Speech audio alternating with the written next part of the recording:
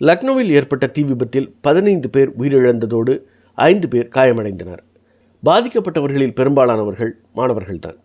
இந்த தீ விபத்து அபிலாஷை மிகுந்த இந்தியாவில் உள்ள சாத்தியங்களையும் அதில் உள்ள ஆபத்துகளையும் ஒரு சேர படம் பிடித்து காட்டுகிறது. சேவைத்துறையை சுற்றி கட்டமைக்கப்பட்ட ஒரு வளர்ந்து வரும் கல்வி பொருளாதாரத்தை இது பிரதிபலிக்கும் அதே நேரத்தில் திட்டமிடப்படாத நகர்ப்புற வளர்ச்சியையும் ஒழுங்குமுறை அமைப்புகளின் தோல்விகளையும் இந்த விபத்து சுட்டிக்காட்டுகிறது. இந்தியாவின் இளைய தலைமுறையினர் தங்களின் பொருளாதார வாய்ப்புகளை மேம்படுத்தவும் திறன்களை பெறவும் ஆர்வமாக உள்ளனர்.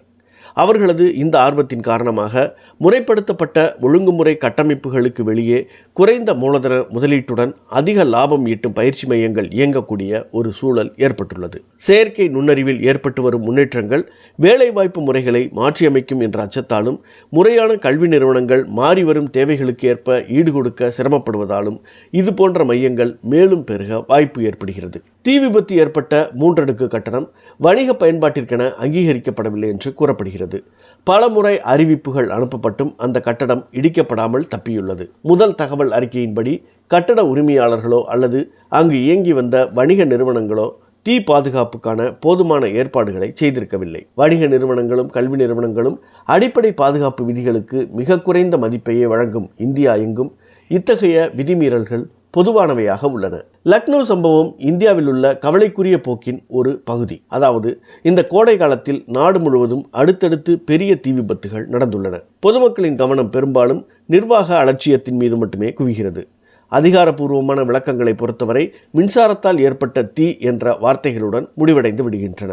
இந்த விளக்கம் பல சமயங்களில் உண்மையை வெளிப்படுத்துவதை விட அதனை மறைப்பதற்காகவே அமைகிறது. மின்சார உபகரணங்களின் பயன்பாடு அதிகரிப்பதால் மின் சுற்றில் ஏற்படும் சுமை, அதிநவீன உபகரணங்களால் உருவாகும் ஹார்மோனிக் மின்னோட்டங்கள், தரமற்ற வயரிங், ஆர்க் ஃபால்ட் பாதுகாப்பு சாதனங்கள் இல்லாதது உள்ளிட்ட பல கண்டறியக்கூடிய காரணங்களால் மின்சார தீ விபத்துகள் ஏற்படலாம். இது போன்ற விபத்துகளை தடுப்பதற்கு இக்காரணங்களை புரிந்து கொள்வது மிக முக்கியம். இதற்கு வலுவான புலனாய்வு பண்பு தேவை.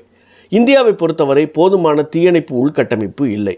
மேலும் துல்லியமாக மூல காரணங்களை ஆய்வு செய்து முறையான தீர்வுகளை பரிந்துரைக்கக்கூடிய பயிற்சி பெற்ற தீ தடயவியல் நிபுணர்களும் பற்றாக்குறையாக உள்ளனர். இத்தகைய நிபுணத்துவம் இல்லாமல் ஒவ்வொரு பேரழிவிலிருந்தும் நாம் கற்கும் பாடங்கள் மிக குறைவாகவே இருக்கும்.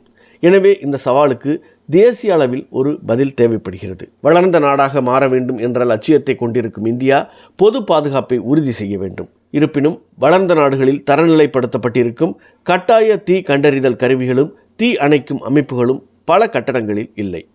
வளர்ந்த இந்தியா என்பது ஒரு பாதுகாப்பான இந்தியாவாகவும் இருக்க வேண்டும். அறிவியல் பூர்வமாக வடிவமைக்கப்பட்ட ஒரு கணக்கெடுப்பின் மூலமாக இந்தியா முழுவதும் கட்டடங்களின் பாதுகாப்பு குறித்து ஒரு மதிப்பீட்டை செய்ய வேண்டும். இது சீர்திருத்தங்களை மேற்கொள்ள தேவையான தரவுகளை வழங்கும். இந்த பணி மிகப்பெரியதாக இருக்கலாம். ஆனால் நடவடிக்கை எடுக்காமல் இருப்பதன் மூலம் நாம் செலுத்தக்கூடிய மனித உயிர்களின் விலையும் பொருளாதார விலையும் மிக மிக அதிகம்.